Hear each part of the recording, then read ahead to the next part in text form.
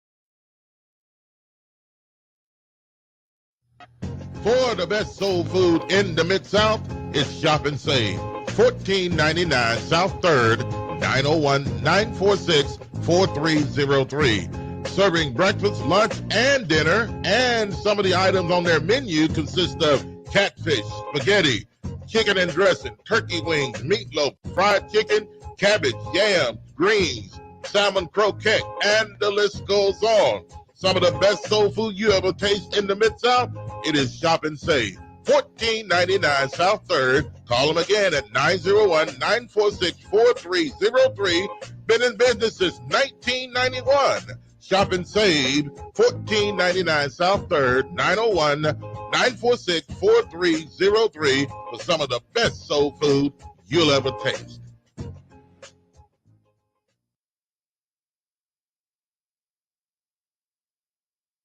I watch y'all coming here for years, cause you shot somebody.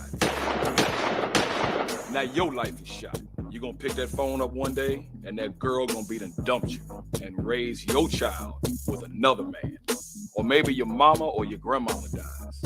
Cause ain't nothing you can do about it. You got 15 to 20 years, state or fed time. Real talk. Don't lose your head, use your head, man. Gun crime, max time.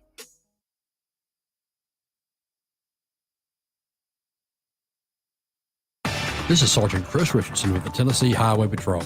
Pedestrian safety is a two-way street. Both drivers and walkers need to do their part to keep roads safe. When you're walking, remember, the drivers may not always see you, so remember to use these tips to continue to walk safely. Wear bright clothes. Always use crosswalks and obey signs. Lights and reflectors should be used. And finally, keep alert and do not walk distracted. This message brought to you by the Tennessee Highway Patrol.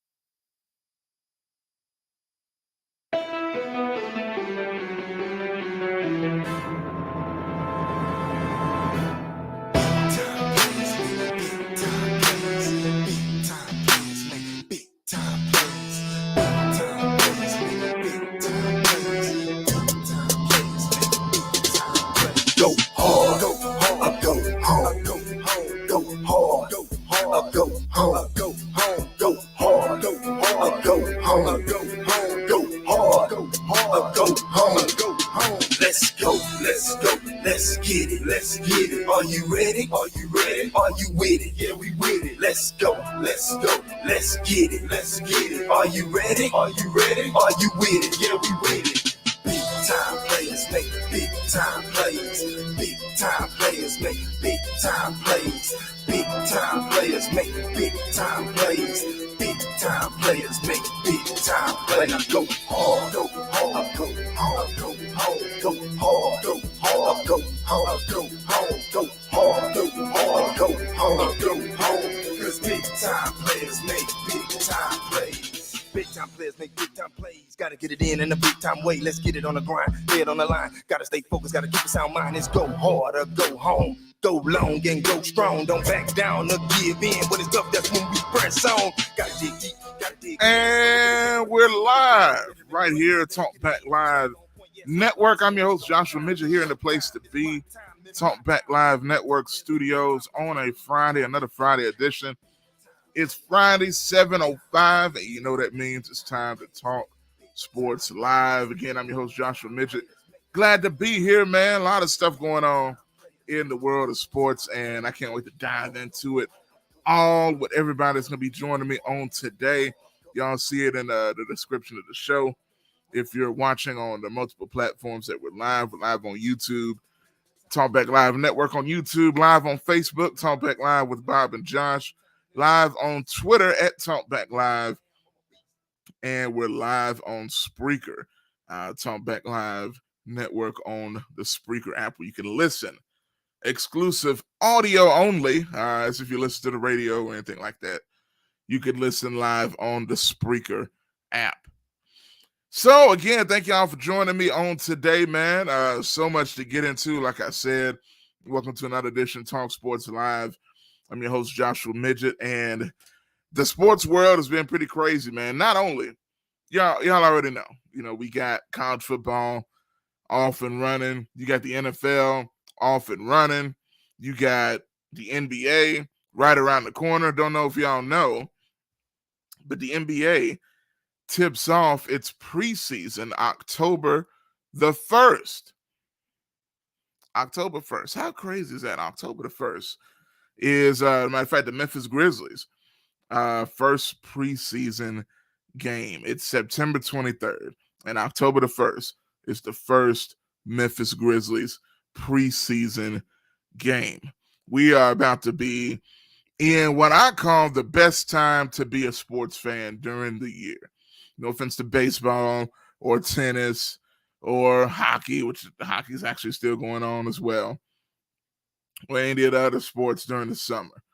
But this is the best time to be a sports fan, and that is when fall is right around the corner. When the weather, summer is entering its last days, its last leg, right? It's starting to feel that slight crisp in the air. If you're in Memphis, you ain't really feeling it yet, but somewhat. This past week we had 100-degree weather, but you could tell that 100 degrees didn't quite feel like 100 degrees felt previously. So, man, like I said, best time to be a sports fan coming up soon. NBA, NFL, college football. We're going to talk about most of those things here on today's show.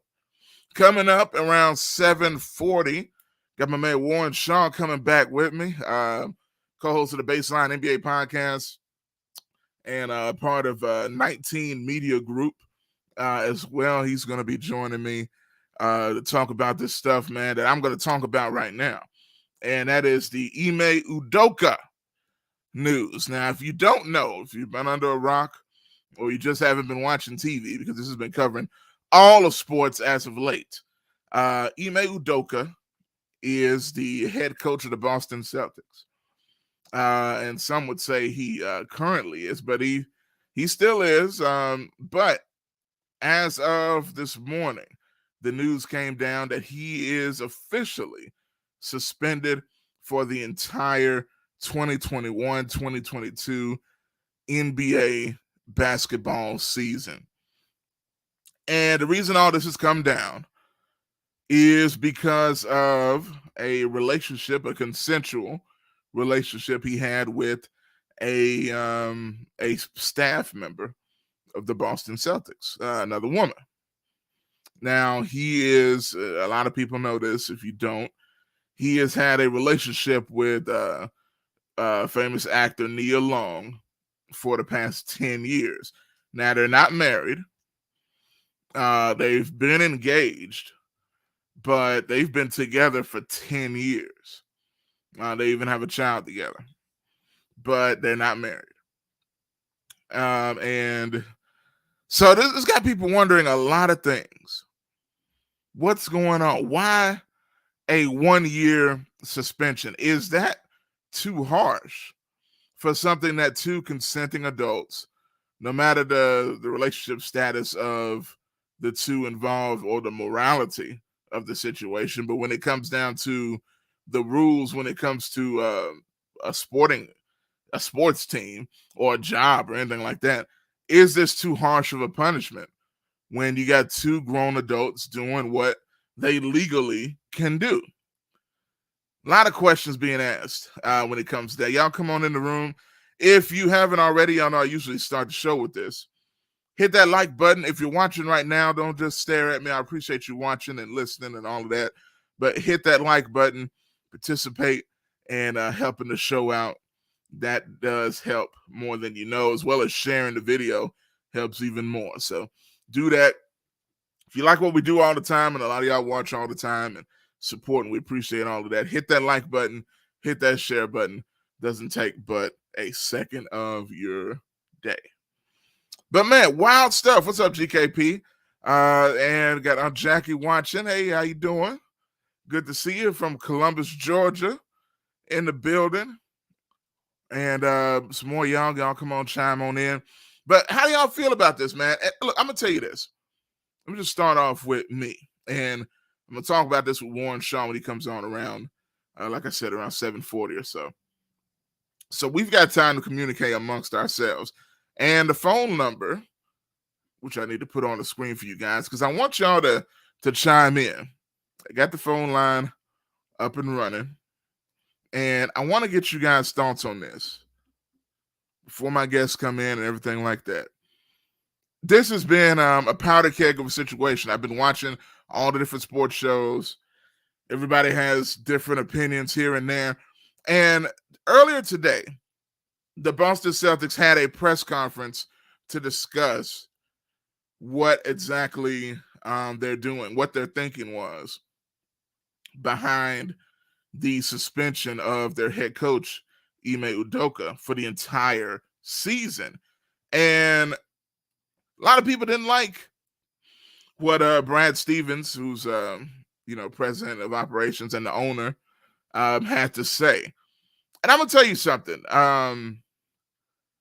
I watched it. I don't know how to feel. I really don't, because on the one end I get it. On the other end I don't. This is what I mean. Morality aside, the tone of the press conference felt like something else is going on. They were very vague as far as information. Didn't really say much of anything. They said a few things, but they didn't say much. They were very vague about what is or isn't happening, who's involved. One question that one of the reporters asked was, why, if this is against the personal conduct policy, why is only Ime Udoka, the head coach, the only one that is getting punished? If she's also an employee of the team, should she not also suffer some type of consequence if it's against the personal conduct policy? Or does her job operate under the same rules? I think that's a good question. And see, what I don't like, because again, we don't know, and there's so much stuff floating around out there. The Celtics come across like this is a terrible. It was almost a tone of not quite like a murder happened or something, but they were very somber. I don't know, man. It just they make it seem like their tone made it feel like something else happened that wasn't consensual. That's the way it felt watching. And I've heard other people say the same thing. And I don't think that's a good thing if all that you've consistently put out there and it's been reported is consensual. Now, I will say there was something that came out much later. I'm not sure it was last night or this morning, that the woman in question said that the relationship was consensual, but that he said something to her that was not. I forget the exact wording, but it's very weird because all up to now, it's consensual, and then this comes out of nowhere. So I'm going to say one thing. One, that's the danger of having relationships in the workplace anyway, whether it's sports or anything else. How this stuff could blow back and bite you. Because if somebody gets a wild hair, or somebody gets upset, or you don't get them something that they think you should, or you don't treat them a way that they think you should, it can get you in trouble. That person goes to HR, and this HR in sports is the front office, and they can make it look like whatever they want to. That's the danger of even getting into that type of situation, especially when you already have a relationship that it seemed like he was rather committed to over a 10-year period. Now, here's the other thing. This is not the first time in sports that something like this happens. There's nothing new. If you've been around teams, you've been around sports, and all of this stuff, this stuff happens a lot on a regular basis. So what is different about this situation, and why is it getting so much attention? If this seems to be common practice, why is the hammer being brought down on Ime Udoka and not others?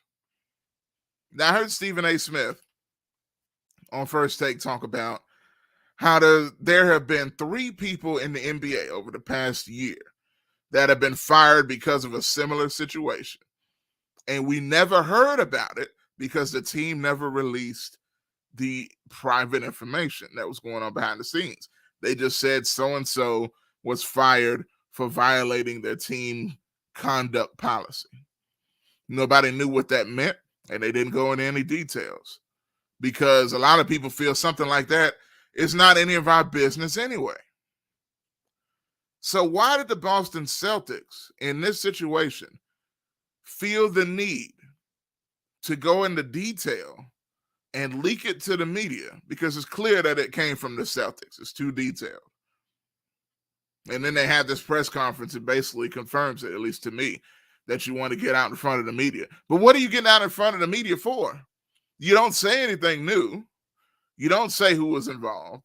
You don't give any information. You just say that trust was broken. And they had to do what they had to do. But they're also not firing him. Think about this. A lot of y'all may say, well, Josh, he deserves to be punished. I agree with that. But they also didn't fire him. But they suspended him for a year. So what are you really doing? To me, if you were to suspend him for a year, I would think if I'm the Celtics, for the sake of my team, the distraction this could cause, and for the sake of the coach that you seemingly want to keep around, if you're not firing him, it seems as though if you were just suspending him for a year, which is a long time, and I have my feelings about that, you wouldn't want to put this information out there because you plan on having him come back. So how in the world is he going to come back to the team after all this information is gone all over the world now? The team knows. Everybody in the facility knows. The world knows at this point what happened. How can they just go on as normal if he does decide to come back after this season? It's a lot of questions remain to be asked. And the biggest one to me is, why did they feel to go the route that they did in punishing Ime Udoka? I still don't know. And I'm very curious to see what you all think about it. Now, again, this has been the talk of the sports world all week and all day today, because today was the actual press conference involving the Celtics and the situation. So anyway, I'm curious what y'all have to say about that. Got a comment here. Jed says, I agree with the firing. Unless it was a higher-ups family member, then it's wrong. But a person who holds power should never date someone in their organization. It could lead to too much destruction, lawsuits, date rape charges when someone gets hurt. Exactly. I agree with that. And I think that's a key point you did say, Jet. A person who holds power. Because as the head coach of an organization, you hold a good amount of power. And it's just not smart to do. Now, there's a lot of rumors about who the woman was. There was one woman that was bandied about on Twitter. A lot of people, Twitter detectives, saw a woman he was sitting next to at the Summer League, went back, found out she works for the organization, showed some other videos of her and other settings at behind the scenes with the team. Gonna find out she has nothing to do with this. She's married, and they said it's not her. So they basically a lot of people put this woman out there for no reason. That's a shame. It really is. I kind of feel for her and her husband. Her husband works for the Celtics too. So they've been through this whole drama. No telling how that's affected their relationship, with people thinking that, this is going on. I've also heard that it's that the woman could be a higher up's wife or family member, meaning somebody above the head coach, meaning somebody in the front office, and it being a white lady. Now, that could open up a whole nother can of worms for everybody if that's the case. And again, I hate to put names out there, and I'm not, because I don't know if it's true or not, and it could end up being something else. But that one is pretty compelling. I will say this. And then you got Matt Barnes. You wonder, what does Matt Barnes have to do with it? Matt Barnes, former NBA player, co-host of All the Smoke podcast, stuff like that. He put out a tweet on social media defending Ime Udoka. And if you're looking for that tweet, you won't be able to find it because he deleted it. And the reason why he deleted it is he seemingly has some new information that he found out from somebody within the organization. So let's see if I can pull this up for y'all. He did say one curse word in this, so beware. But he kept it mostly clean in this. But I want y'all to see this. And tell me, does this change your thought process at all about the situation? Because I still, personally, as I said, I still don't know what to think. I don't. No clue. But here's the video. Put it up here so y'all can see. There it is. This is from Twitter. Make it a little bigger. This is Matt Barnes. He recorded this in his car, as you can see. And y'all check this out and tell me what you think. They won't come out and say it. And since I'm a part of the media now, and I try not to be like everyone else, I try to, report and talk with facts and honesty. And I clearly have to say, last night, without knowing all the facts, I spoke on Ime Udoka's defense. And after finding out the facts after I spoke, I erased what I posted because this situation in Boston is deep, it's messy, it's 100 times uglier than any of us thought. And that's why I erased what I said. Some things happened that I can't condone, I can't back, and it's not my place to tell you what happened. If it ends up coming out, it ends up coming out. But that was the reason why I erased my post last night, because after I posted it, I got a call from someone who had all the details, and the shit is deep. So, man, praying for everybody involved. Hope everyone gets through this. And I saw a lot of blogs picked up what I said, even though it was only on my page for like 2 minutes. So hopefully they pick this up too, for me being wrong and jumping out there without the facts. So that's where I'm gonna leave it. God bless, and I hope everyone. All right, so there's Matt Barnes. And look, here's my thing again. All right, look, I hear you. Man. And again, everybody's watching. Shout out to everybody coming in. Hit the like button if you're watching. Share this video, retweet it wherever you're watching. Appreciate you looking in, but go ahead, hit that like button, hit that share button. Much appreciated. But again,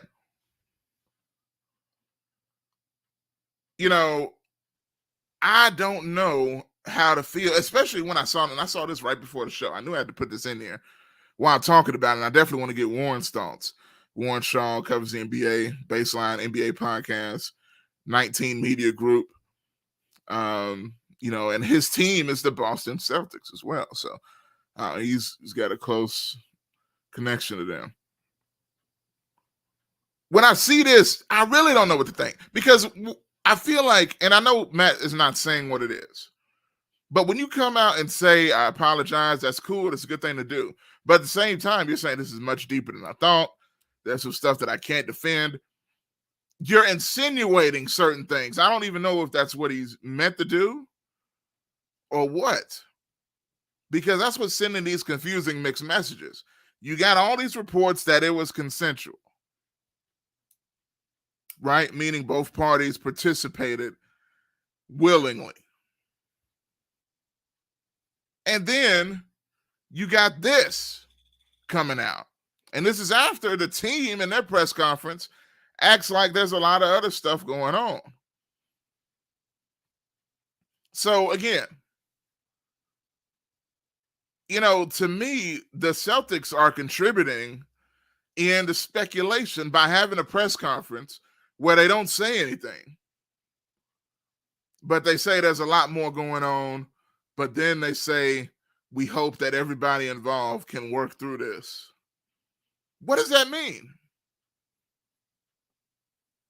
Because I feel like if this was something where the coach had some huge illegal amount of wrongdoing, I don't think you would hear the Celtics say, one, I don't think you would see them suspending him and not firing him.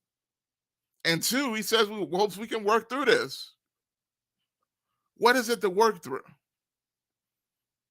Which almost lends credence to the rumor that I saw that this could be a either a family member or a wife of a higher up in the organization. So who knows? But it's mad interesting. Y'all give me your thoughts. Like I say, if you're watching, appreciate a lot of y'all watching, listening. Share this video, hit the like button as well. So I'm gonna look at Jet's comment again. He said, like I said yesterday, there may have been some sort of abuse or something, but my closest thought is the girl is white and I bet ugly. He said he bets it's an ugly white woman. Well, you never know. Yeah, people have their preferences. But it's interesting. It's very interesting, man. Let me know what you think. The phone lines are open, by the way, 901-213-6020. We got about 20 minutes or so till my guest joins as well. A little less than 20 minutes till my guest joins me on today. And I'm still up here looking to see if I could find some more information on who the woman is. but I don't know. Now, here's another thing I'll throw out there. If you remember, I talked last week about Brett Favre.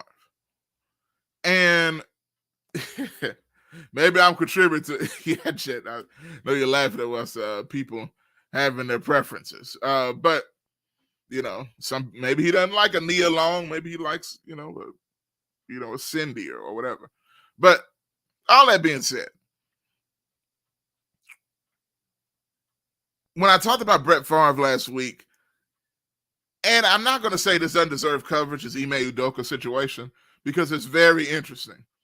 And we can't act like it's not. Okay, it's super interesting. But as much as everybody's talking about this, including myself, it's interesting. All this stuff comes up, and still nobody's talking about Brett Favre robbing the state of Mississippi of $5 million for speeches he didn't give, robbing the state of Mississippi's welfare fund, the poorest people in the poorest state in the United States. Also, yesterday, if you remember last week when I talked about Brett Favre, the head of welfare in the state of Mississippi pled guilty yesterday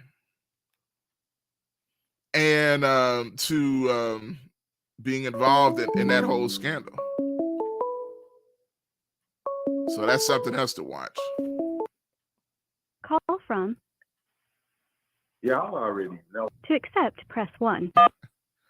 All right. I think we already know who this is. Welcome to the show. Y'all already know who it is. What's good? What's good, Josh? Man, I don't know, man. I'm feeling like I don't know. How you feeling? What you thinking? Well, I'm feeling like I know, but this is what I know. Okay. I know these ain't the same guys that I'm listening to right now that told everybody George gotta go, and now y'all on here worried about Udoka getting a year. I know this is not. Come on, I mean, okay. Hey, we got racist comment coming in talking about people are ugly. Racist comments. What's going on, guys? Hold it. Whoa. You know, look, let's calm down for a minute. This ain't no Joris Dolores situation. This is totally different. Did they both not get some tail on the job? They did. In leadership positions. They did. Let me just ask that question. Absolutely. That's absolutely. That's not what they both did. That's what they both did, but here's the difference. Allegedly, as Bob says, tighten up. You want to make sure you know that. Allegedly. Bob needs to tighten down. We're talking real sports right now. Go ahead, Josh. Look, allegedly, the woman that Ime Udoka was, messing with was a higher up, or at least a wife, potentially, of a higher up in the Celtics organization. What difference does it make? It makes a lot of difference. It's all consensual. No, okay? It is. Now, you want to know what happened? If y'all want the scoop, I can give you the scoop. I'll give you the exclusive. Okay, what's scoop? Okay.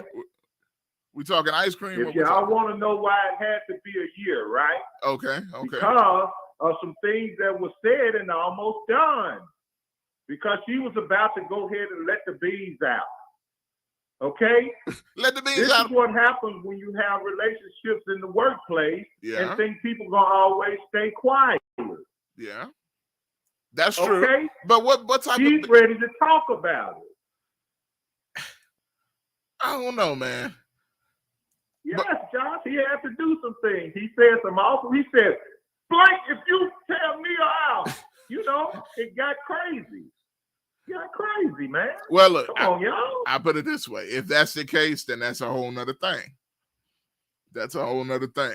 Maybe he does have to be like Joris Ray and go away. But in this case, as it stands right now, I need more information.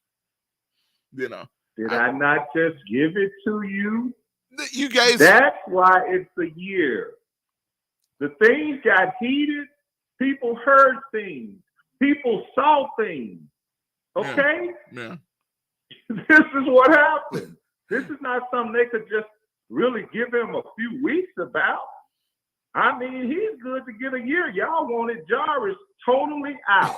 Yes. So why don't y'all want this guy here totally out? Well, again, he's dealing with somebody on the job. That's true. But Jarvis was making his hiring and firing decisions based off of performance. And I'm not talking about job performance.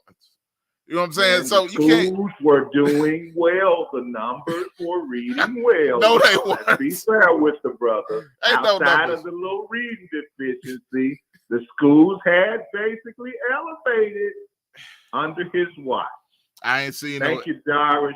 Just send me that cash app. Yeah, exactly. He got plenty of it from what I hear. That's a whole other thing.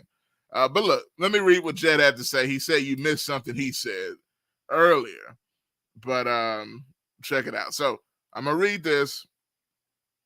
He says, like I said yesterday, there may have been some sort of abuse or something. But my closest thought is that she is white and probably ugly. Now, going back a little further, he said, I said that even when they were accusing the black girl, I never thought it was her either. Even if said black girl was a higher-up's daughter, we'll see soon. But whomever this woman is has to be white. So that's just Jet's opinion. So I'm assuming you don't agree with the... Well, I'm not here to speculate color or preference of a man. Yeah, okay. Whatever preference it was. Okay. There ended up being problems. Yeah. Okay. Yeah. It is what it is. You know, he's been with Nia for a long time. Yeah, about 10 okay. years. Since about 2010, I heard. Yeah. So hey, that's 13 years 13 in. years, yeah. I don't know. Maybe they were just fronting. Maybe he was unhappy at the house. Hey. But when you live these Hollywood lives and when you do these things, you're in the dark, they eventually come to the light. That's true. You know? That's true. Hey, but yeah. I'll say this. Mm-hmm. Should it be our business? That's how I'll end. Well, I mean, no. But it's public. You blame the Celtics. They put it all out there. That's my thing, too. Yeah, they didn't have to make it public. They didn't have to make it public. The Celtics did, not the two participants. No. They were trying to keep it on the low. Who put it out about Jarvis? The people did. Not the people Jarvis was doing it with. Look, I'm not going to let you defend Jarvis. I got to go because we got one more call coming before I get my guess. I know you got some people coming in. That's my talk. We'll do it again soon. Y'all already know who it is. Yeah. There it is. Call from Russell. To accept, press 1. All right, we got Russell, a.k.a. Hank Russell, in the building. What's up, man? Gentlemen, or is it just, I forgot, it's just you, Josh. Yeah, just a gentleman here. How you Just doing, a gentleman. How you doing, man? Man, I'm good. I'm going to tell you, man. I don't agree with a full year suspension. Yeah, it seemed like a bit much, right? It is. I understand. Obviously, we're not there, but the only reason why I think that they might have did it for a year is because, you know, we live in this era right now where, you know, Me Too and, you know, sexual harassment and stuff like that. So that's got to be the reason, because they knew they were going to catch backlash for suspending a coach for an entire season just because he had an extramarital affair with somebody on the side. That worked for the company. Mm-hmm. You know, I mean, suspended for 20 games, I'd not necessarily would say I'd like it, but I could understand it and actually accept it. Yeah, I get that too. But go ahead. No, I was just going to say 82 games. That's too much.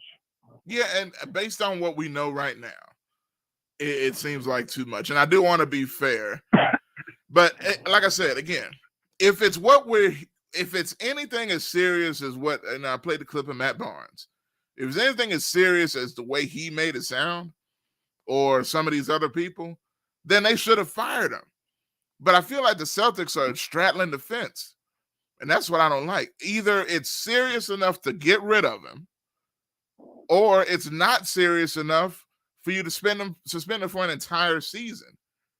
I don't understand the in-between that they did there. It's a serious punishment, but yet they're okay with bringing him back next year. It's very weird. Very weird. Right. And he was the coach last year, right? Yeah, it was his first year, and they went to the finals. Yeah, mm-hmm. Exactly. Maybe that's the reason. I mean, his productivity did so well. Yeah. That they had no choice but to just, like, it's like, I can't fire this coach who just sent us to the finals, and yet I have to send a message somehow with some deep consequence. Mm-hmm. And I don't know. I mean, it's insane to me that I mean, I don't know. I mean, like I said, if there was for all we know, there could have been some sexual harassment on in the backstory there. Who knows? And that's the thing. And if and I hate to speculate to that degree, but again, that's all we're left to do at this point with the little information we have. But if it's that serious, again, I'm gonna talk to Warren. I know he's there. I see him down in the lobby listening to what we got to say. But if it's that serious, why just suspend him? If it's serious, as Matt Barnes made it sound, you should fire him. Right. And again, if it's not, then I don't understand the year suspension to begin with. So there's so much we don't know. There's a lot of things floating around, and I think we're going to end up finding out more soon because that's kind of the way these things go. But we'll see. I agree. It's only been a few days, so it hasn't. Nobody's had exactly enough time to digest, and everything hasn't come out. And how long ago was this? That's the question. How long ago was the? Well, see, now from what I read, they approached him about it in July, and I'm not sure. But again, it's so much stuff. I know Warren may have some more to give us here, but I'll just say. Well, let me just say this. I'd fire him and ban him because he cheated on Nia Long. That's man, that's stupid. That's one of the most beautiful women on the planet, and you cheated on Nia Long. Every man in here who's seen the movie Friday and saw when she's jogging and she goes, "Hey," that's where that air comes from. Okay, she invented that. All right. I feel you. And you're gonna cheat on her? Have you ever seen The Best Man when she's in her underwear? Okay, she's so fine she can get me pregnant, and I'll pay the day. Okay. Hey, you know what? On that note, I don't want you getting pregnant. I don't know how that's gonna happen, but nonetheless, hey man, I appreciate you calling and give me your thoughts, man. All right. Oh man, there it is. And I don't know, man. It's so much to unpack there, but I'm gonna take a quick break because we got our guests ready, and we can keep the conversation rolling when we come back. So y'all stay tuned. This is Talk Sports Live. I'm your host Joshua Midgett. When we come back, we'll be joined by Warren Shaw. Y'all stay tuned.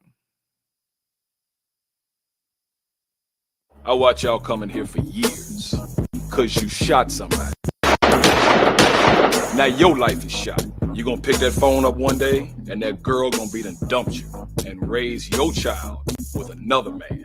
Or maybe your mama or your grandmama dies. Because ain't nothing you can do about it. You got 15 to 20 years, state or fed time. Real talk. Don't lose your head, use your head, man. Gun crime, max time. For the best soul food in the Mid-South, it's Shop and Save. $14.99 South 3rd, 901-946-4303. Serving breakfast, lunch, and dinner. And some of the items on their menu consist of catfish, spaghetti, chicken and dressing, turkey wings, meatloaf, fried chicken, cabbage, yams, greens, salmon croquette, and the list goes on. Some of the best soul food you ever taste in the Mid-South, it is Shop and Save. $14.99 South 3rd, Call them again at 901-946-4303. Been in business 1991. Shop and save $14.99 South 3rd, 901-946-4303 for some of the best soul food you'll ever taste.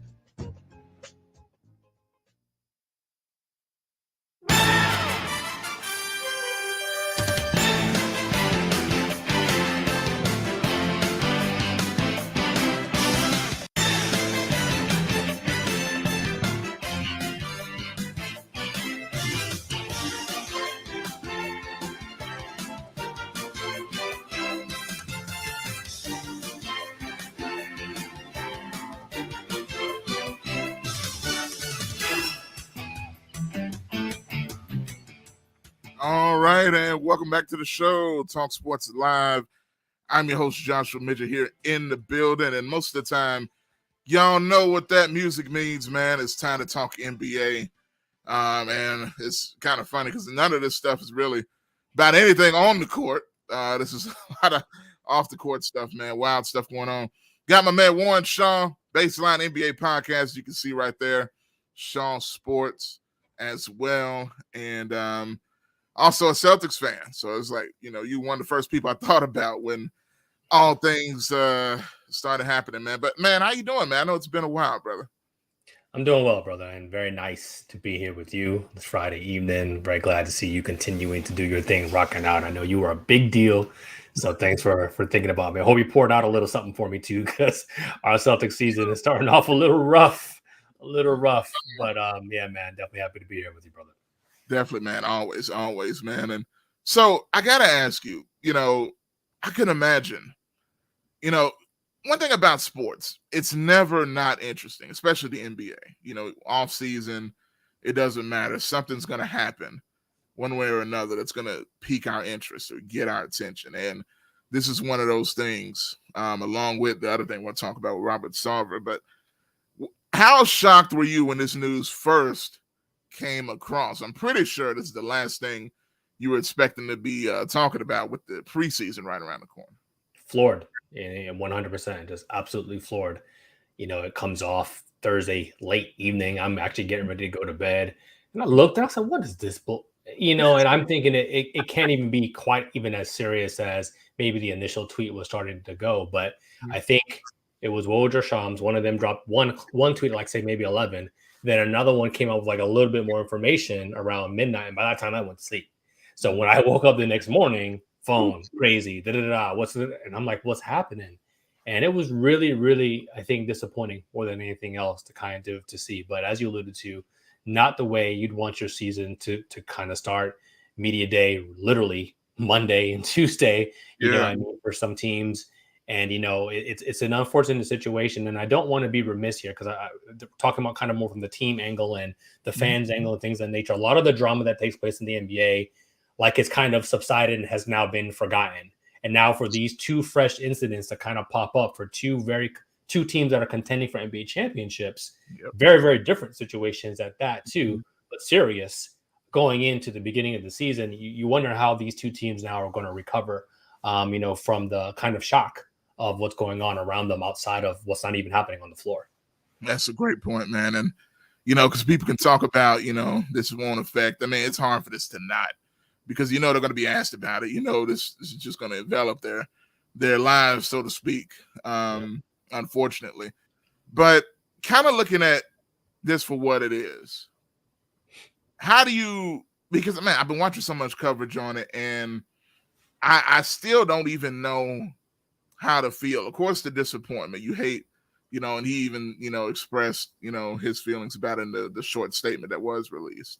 Yeah. But, I mean, how are we to feel as, let's say, the media? You got the fans' perspective and everything else.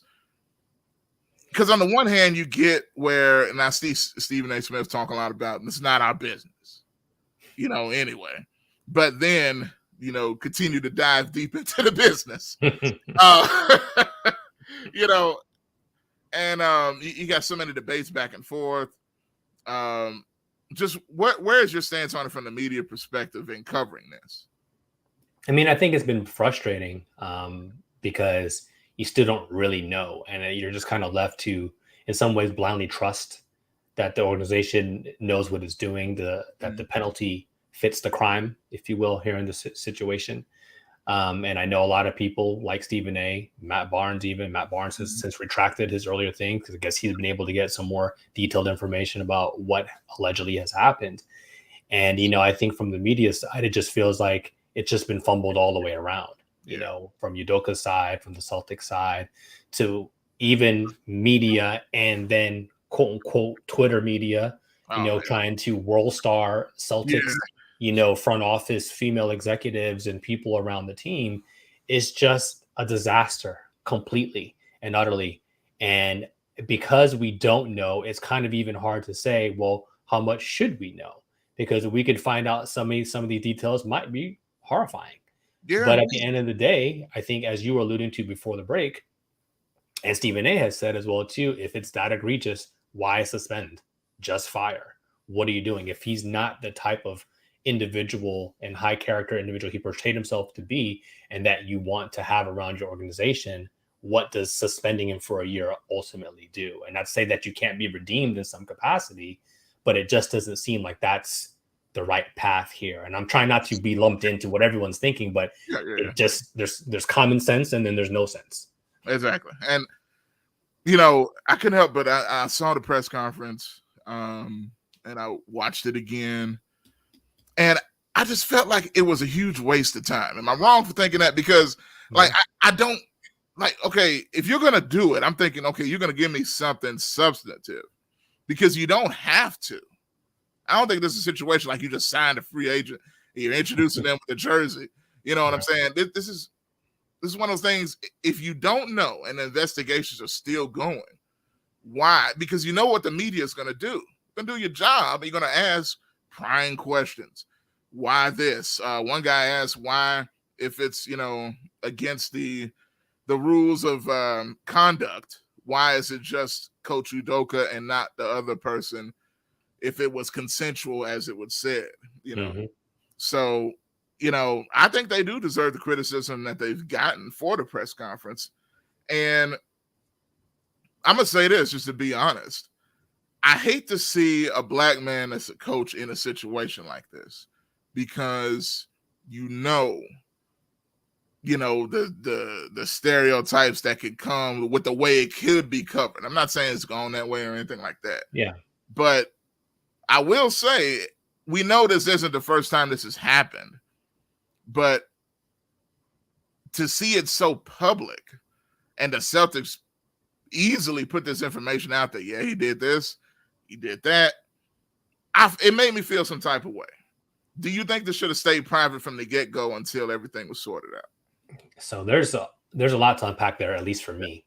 I'll start with the press conference in some ways, where I don't think from the media standpoint, it probably was a big waste of time.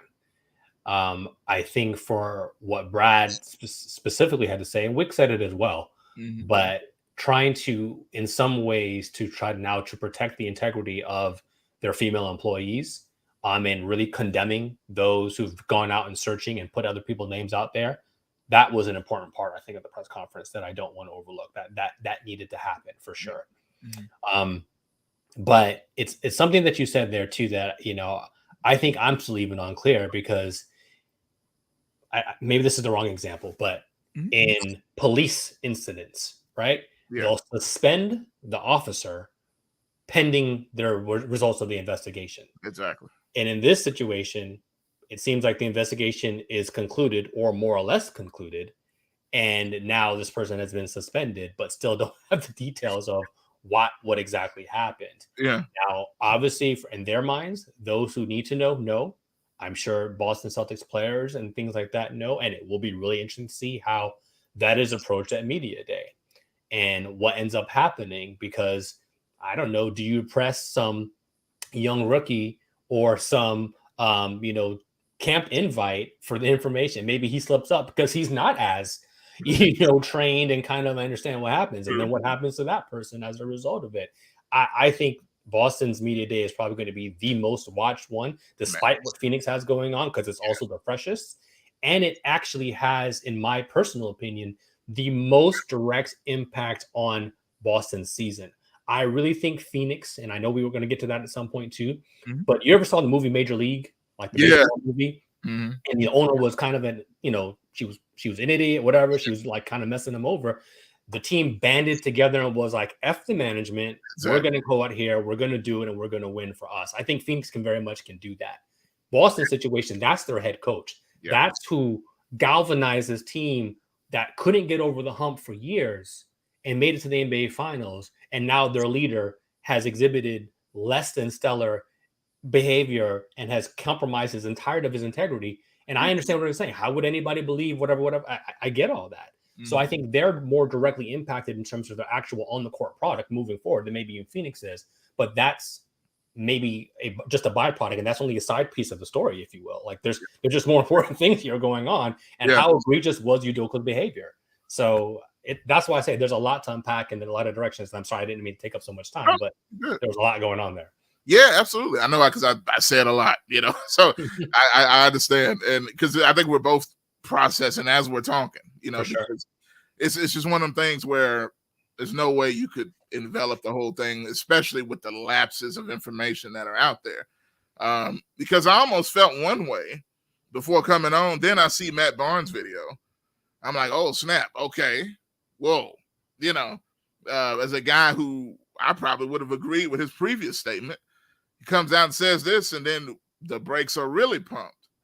So I don't know. Again, and I think we'll just have to be a lot of a wait and see process. Yeah. But I still have to look at the Celtics in this one thing as kind of a repeat with what I said. If they know, and just like you said, if the investigation is basically done, they know everything or most of it. And for them to suspend him for the season is very weird because you think if it's serious, you fire him. If it's not, you ain't suspending him for a whole year. Right. So who knows? And then they say they're going to evaluate him afterwards. After the fact, yeah, they're not even sure. So he could still get fired at some point, right? Part of, like I said, we're left to speculate, Josh. Yeah. Like we have no idea. Like in my brain, I'm like, okay, well, maybe the situation was presented. They asked him about it. He flat out lied. And then as a result of him lying about it in some ways, like, well, they added this tax of this penalty. Or maybe not, Yeah. Like I said, like we're just left to kind of speculate.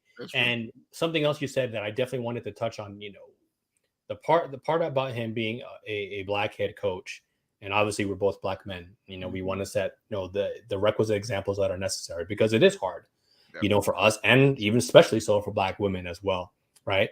Mm-hmm. But black head coach in a historically white city that has a lot of race issues, even coming off some things, even with Draymond in the finals and Draymond provoked whatever he provoked, but it doesn't matter. You know what I mean? This is a city that still has some issues with that. Kyrie. It's hard to especially the Kyrie stuff too, right? And it's hard to understand really, like if in some ways, because he obviously committed something, he did something wrong, but getting out in the way that it did, I don't want to say sabotage because he's wrong for what he did. Yeah. But the way this has all been fumbled, you know what I mean? Like you don't know all of the factors that are going on here. So that's why it's so disappointing to see the fact that he acted with not the correct level of integrity and following team procedures, because in that city with that team, you have to be even more so on your game and on your proverbial grind than maybe in other cities, especially as a black head coach. Absolutely. And that's such a great point, man. Even more so on your P's and Q's, know? And I do hate that really because I was big fan of what he did with the Celtics. A team, I remember we talked early in the season how they were struggling. It's like, oh, here we go again. And then they took off and you saw the leadership that was exhibited and everything. So we'll wait and see, but it's not a good look. And last question I asked on this, it just popped in my head. Will this affect him other places? I couldn't see him coaching for Boston again, but could this affect his entire coaching career? And I guess maybe we still don't know that either. Exactly. Right. Like what did he do? Yeah. I think there's some teams who might be like, listen, hey, that's inexcusable. And if this is any indication of the type of person that you are, then yeah, we would never want you around our organization and around our players, especially trying to develop young guys, into championship level contenders, if you will. But, and, I don't know if it's just a time heals all type of situation as well. I think this is a guy, what was it, 8 to 10 years he's grinded before he actually got his first head coaching situation. So does this set him back in that way? Should we care? Because like I said, is he, I don't want to curse on your show, but if he's an a-hole, like truly and truly through and through, like this was a mistake or this is who he is, like, we have no idea. So to see what his coaching future is going to lend is really kind of anyone's guess at this point. Yeah, absolutely. And it's very fluid.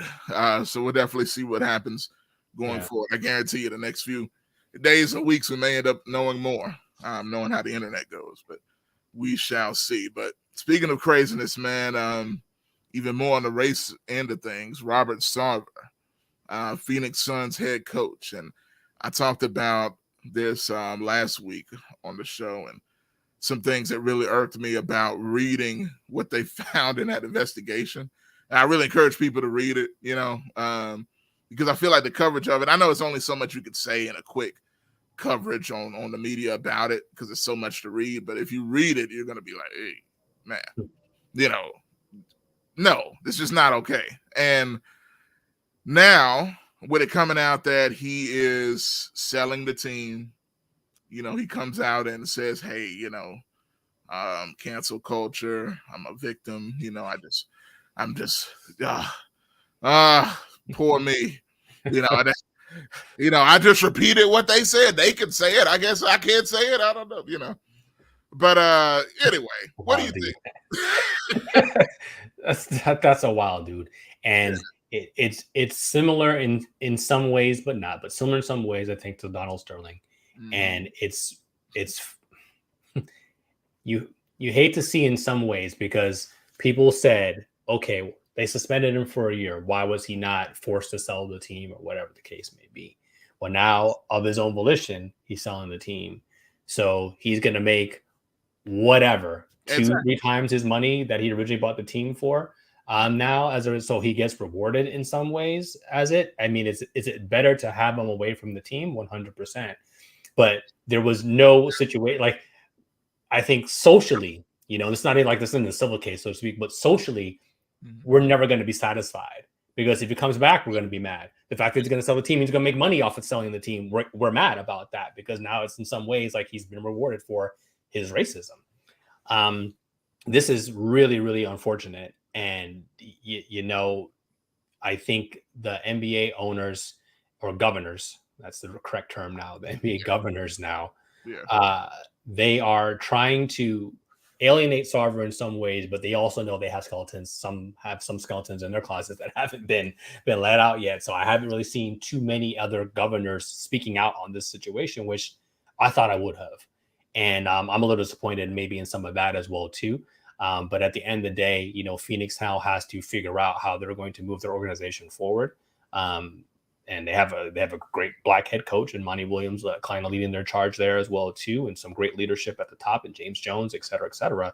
Yep. But now Sarver getting this opportunity to move on from the Suns and the Mercury.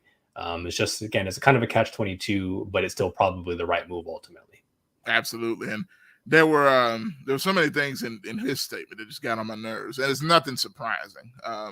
Both statements. I remember the one before about a week ago, and then this one now that he's selling the team. Just reading, he talks about as a man of faith, I believe in atonement and a path to forgiveness. See, my thing is, if you don't exhibit any contrition, how can you say you want forgiveness for something that you're not asking for forgiveness for? 100%. And then, so anyway, we already know that mindset. And I think what's interesting is I believe Draymond has said this on his podcast. He was wondering how many owners would vote for or against removing Sarver. That's kind of why he wanted it to come to a vote so we can kind of get this thing on paper, on wax, so to speak. And it almost makes you wonder, with the influence these players have now with podcasts and everything, did this kind of expedite them saying, hey, bro, just sell the team so it won't come to this? Do you think that has something to do with it? You do wonder, does he feel like, okay, it was just like that's just what was going to end up happening? It clearly would have soured the team in future negotiations with free agents and things like that moving forward. So if you're him, it's like, well, if these quote unquote chips are stacked against me, let me go ahead now and get all the chips I possibly can and just go ahead and move on. Sarver's going to be good for the rest of his life in terms of financial stability. What happens with his soul and his conscience, and that's for the higher powers in essence to decide and figure out. But I think he's like, well, you know what, F it doesn't really matter anymore. And he wasn't going to come out a winner in, I think, the court of public opinion in any way, and he shouldn't be. So yeah, he's got to move on. Definitely, and I'm glad as many as you can get out as possible. But one thing about it, and this is, I guess, just a forever thing, it makes you wonder how much, or you see how much power these guys have. Yeah. How hard it is to really get them held accountable for something like this. I remember with the Donald Sterling thing, a lot of people forget Mark Cuban wasn't for that. He was like, hey, if you can do this, what does that mean for the rest of us? And to me, that was almost him showing his hand a little bit. Yeah. Like, he's got some dirt. I mean, the Mavericks have had some really shady stuff happening within their front office as well, too. I don't want to misspeak, but if I remember correctly, the most recent thing was some sexual harassment issues happening within there. I think they blamed it on somebody else that took the fall for it up high, if I remember correctly. Yeah. So it goes to show that none of these organizations are clean and not on the up and up. And it's, you look at them, there are these multi-billion-dollar, entities and businesses that we clamor to and give our own hard-earned money to attend games, buy a league pass or whatever it is, if you're following football, MLB, whatever it is. But, they're still organizations, they're still businesses, they still have HR practices. And I think in some ways, because of the simple level of money that is exuded or had by those in power, so to speak, they sometimes forget that they're not above, decent human interaction. And then at the same time, well, like, I'm just a man, or I'm just it doesn't really work both ways. No, it doesn't. So that's that way. That's, I don't know. Like I said, I don't want to get too preachy. I don't want to be on on a soapbox here on this fine Friday evening, but there's this parts of this sports world and culture that I think always eats away at some of us if you're really paying attention. There's a lot of fakeness going on out there. Absolutely.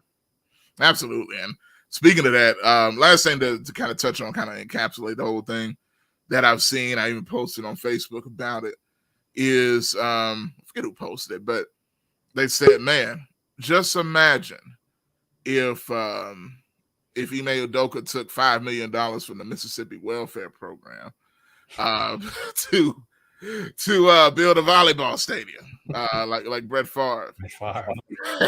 And, imagine the coverage. Actually, we probably wouldn't be talking. Well, we probably would, because he's black. So I think he'd be thrown on the coals as well. But does that make you think as well? Because I'm gonna tell you, it makes you think. Now, don't get me wrong. This deserves coverage. Sure. It's interesting and it's wild. But does it not make you think in the back of your mind? You got this famous white guy as a quarterback at Brett Favre, Hall of Famer, stealing from the poorest in the poorest state, not doing what he said he was going to do with the speeches, and then using the money, conspiring with the governor of that state and the head of welfare of that state, who pled guilty yesterday, by the way. If people didn't know, he was rushing out of the courthouse. They tried to interview him and say, what do you have to say to the taxpayers? He was a rotund white man, and he almost fell down the stairs walking so fast to his car with the cameras following him. But nonetheless, doing the guilty shuffle. Yeah, the guilty shuffle, man. That's one rhythm he got. You know what I'm saying? But you know what I'm saying? But nonetheless, how do you feel when you see something like that? And do you feel like that should get more coverage than it has? Absolutely. We understand that there's double standards here in our media. And then we have people who are kind of insulated, for whatever reason by some of their, I guess, heroism or perceived heroism on the field. And as a result, especially of, in this case, the traditional white quarterback, there's just some people where he could probably never do no wrong, or any wrong he did is very easily explained away. And I don't know that standard exists for many Black athletes. I wouldn't say it doesn't exist for any, but not for many. And I think, again, that double standard is something that we're all still trying to navigate, I think, as a society and as a culture. But at the end of the day, yeah, Favre is he's a special type of human being who is definitely getting some special type of lack of coverage, I think, as a result of what he's done, in the sports world. Absolutely, because we all know, and I talked about it last week, Michael Vick is still getting, I forget what it was. Maybe it was a couple weeks ago. People talk about, I'll never forgive Michael. I mean, dude, do you know how long ago that was? Number one. And then he went to prison for it. He got out, served a suspension in the league, played. He's an advocate for dogs, all this other stuff. And yet, I don't know. Maybe dogs are more important than people. Who knows? Don't bring it back up. You bring it back up, old stuff. I'm not gonna do it. I see the look. Let me move on. But that's my man, Warren Shaw. Hey man, tell the people they can follow you. Shaw Sports Baseline, 19 Media, dope interviews, so much stuff. So shout it out, man. Shout it out. Yeah, man, I definitely appreciate it. So for sure, as you alluded to, follow me on Twitter at Shaw Sports NBA. Follow the Baseline General NBA Show at NBA Baseline on Twitter as well too. We have a great podcast network, 19 Media Group. So we're doing a lot of great things in the hip hop, culture, lifestyle, sports spaces as well too. Also have another podcast called Believe in Celtics on the Believe Network. So getting that popping off as well too. Be working with the great writer from the Boston Globe, Gary Washburn, to be producing that show this season as well too. So a lot to cover in this next week. I wonder what you're going to talk about here. A lot to cover there for sure. But yeah, and definitely follow. If you have some interest in anything kind of in the lifestyle and culture space, hit me up on the Dope Interviews podcast as well too, man. We're doing a lot of great things there, talking to entertainers, people in business, and people just doing good things out there. It's a feel good podcast. I hope it comes across that way as well too. So definitely check that out if you have some time. There it is, man. Warren Shaw, Mr. Everything, right there. All your podcast sports needs, he's got you covered, man. Hey, I appreciate you joining me on today. Definitely going to do it again soon, sooner than I said last time. Yeah, hopefully under better circumstances. But yeah, definitely. We'll talk actual basketball when you come back on, man. But appreciate you as always, man. My God, brother. Have a good one. Enjoy the rest of the show, and shout out to your fans. I see the comments blowing up, man. Yeah, man. Yeah, definitely appreciate you, bro. All right, peace. All right, this is my man Warren Shaw in the building doing his thing. Let me read a few of these comments here before we get to the next segment. We're going to talk some Titans and we'll talk some NFL as well, because I don't want to stay too negative, because most of the Titan stuff is going to be negative probably. I'm not going to lie to you, but we're going to talk some other NFL stuff too, man. But let me look at a few of these comments Jet left in here. He says they're probably testing the strength of the collective bargaining agreement, but they don't plan on him returning. That's an interesting point. He says that depends on how racist this looks. This is during the conversation. Like, if it's just that he dated the boss's ugly white daughter, he'll definitely coach again. Oh, man. See, again, Jet, you all this assumption. We don't know if she's ugly. We definitely assume that she's white because we see the owner. But anyway, Jet also says, and honestly, he has questionable coaching skills. Oh, man. He says, I think he's going to improve on that, though. I like his upside before the distraction. Now, I think Udoka proved, at least to me. I mean, year one, you go to the finals. That's pretty good. I can't really knock them. I was wondering in the early part of the season because they were struggling, but they got it together, and I will say one thing: I don't think he's going to coach in Boston again. would find that hard to see at this point, but you never know. Jet says his little hoodie comments after Trayvon Martin's death told me a lot about him.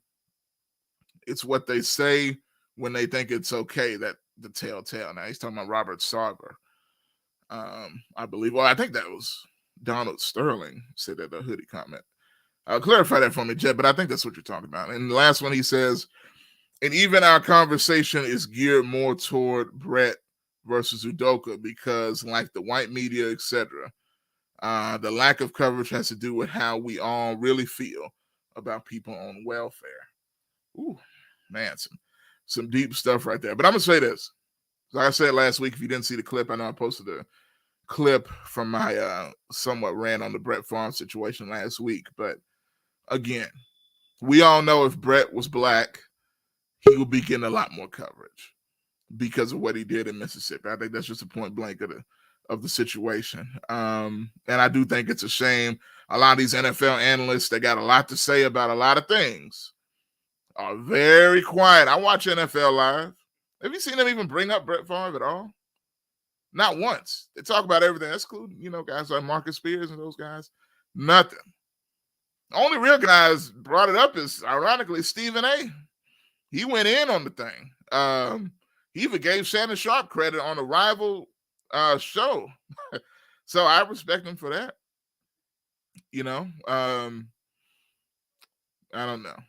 But either way it goes, it's an interesting situation to say the least. But we got more to talk about, man. We're gonna talk some Titans here shortly, and hopefully not get y'all even more sad. But I'm gonna tell you something.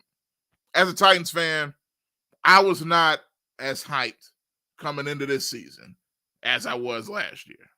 Last year, I felt like, okay, this could be it type of deal, with everything that was coming together. And even with the injuries as the season progressed, with the way they were still winning games, despite Tannehill was probably one of his worst seasons last year, all things considered, but they still won. And when the playoffs came and they were healthy, I'm like, got AJ, got Henry, got this new running back behind Henry, and then we blew it. So we're going to talk about that heading into this season as we still continue to blow it. I'm going to take a quick break. We're going to come back right on the other side after these quick messages. Y'all stay tuned. This is Talk Sports Live. I'm your host, Joshua Midgett. Coming up next, I got my man Ryan Harris and Paris Sharkey coming in. So y'all stay tuned. For the best soul food in the Mid-South, it's Shop and Save. $14.99 South 3rd, 901-946-4303. Serving breakfast, lunch, and dinner. And some of the items on their menu consist of catfish, spaghetti, chicken and dressing, turkey wings, meatloaf, fried chicken, cabbage, yams, greens, salmon croquette, and the list goes on. Some of the best soul food you ever taste in the Mid-South, it is Shop and Save. $14.99 South 3rd. Call them again at 901-946-4303. Been in business since 1991. Shop and Save. $14.99 South 3rd. 901-946-4303 for some of the best soul food you'll ever taste. I watch y'all coming here for years because you shot somebody. Now your life is shot. You're going to pick that phone up one day and that girl going to be done dumped you and raise your child with another man. Or maybe your mama or your grandmama dies. Because ain't nothing you can do about it. You got 15 to 20 years, state or fed time. Real talk. Don't lose your head, use your head, man. Gun crime, max time.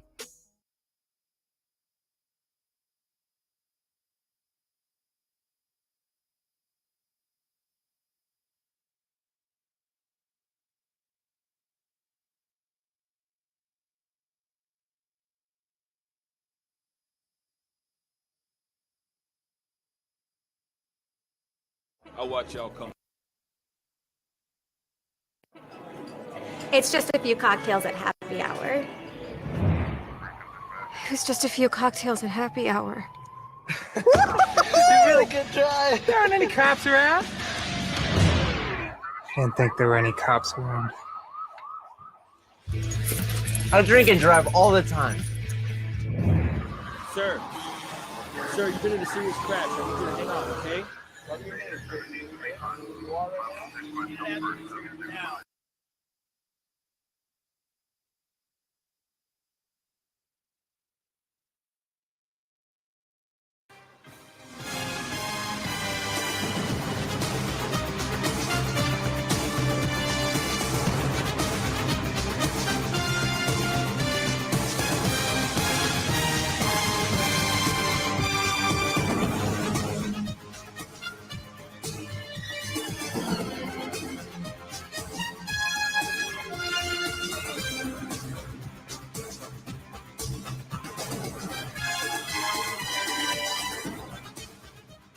And welcome back to the show, Talk Sports Live, here on Talk Back Live Network, and we're going to get right to it, man. Got my guests coming up right now.